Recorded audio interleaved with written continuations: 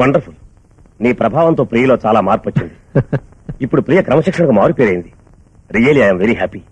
అదే ఉందండి, ప్రియ పట్టుదల గల మనిషి కాబట్టి సాధించింది. కానీ ఆ పట్టుదల కలిగించింది నువ్వు. అందుకే నువ్వంటే అభిమానపడుతుంది. నిన్ను పెళ్లి చేసుకోవాలనుకుంటోంది. Daddy yes, call for you. Excuse మీ.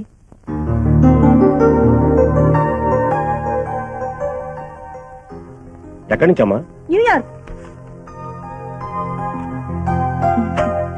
ఇదిగో నీ ఫేవరెట్ డ్రింక్ పెప్సీ. థ్యాంక్స్. రెండెందుకు? నేను ఉన్నానుగా. ఏయ్, అక్కడ మీ ఫాదర్ ఉన్నారు తెలుసుగా. ఉండని, జీవితాన్ని పంచుకోబోతున్నాం. డ్రింక్ పంచుకుంటే ఏమైంది? సరే.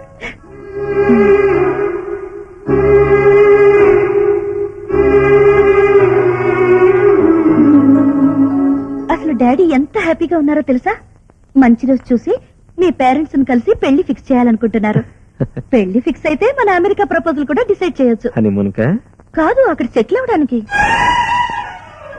అక్కడే సెటిల్ అయిపోవాలని నేను అనుకోవట్లేదే. సరదాగా 4-5 రోజులు తిరిగి వచ్చి మనిద్దరం కలిసి ప్రాక్టీస్ చేద్దామని నా కోరిక. హ్యాపీగా లైఫ్ ఎంజాయ్ చేయకుండా ప్రాక్టీస్ దేనికి వేణు? డబ్బుకా? ఆ డబ్బు మీకుంది, మాకు ఉంది.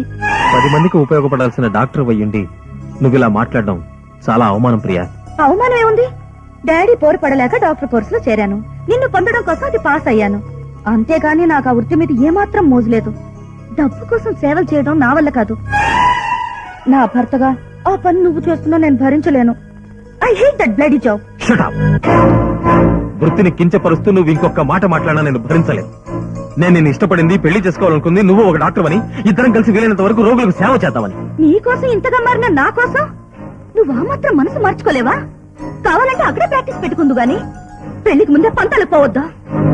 చూడు, వివాహంలో అపోహలకు తావుండకూడదు. నేను నిన్ను ప్రేమిస్తున్నాను, అందుకే నువ్వే కావాలనుకుంటున్నాను. అంత మాత్రం చేత ప్రియ మొగుడుగా నీ కొంగు పట్టుకుని అమెరికా రావడానికి నేను సిద్ధంగా లేను. మగాండని అహంకారమా?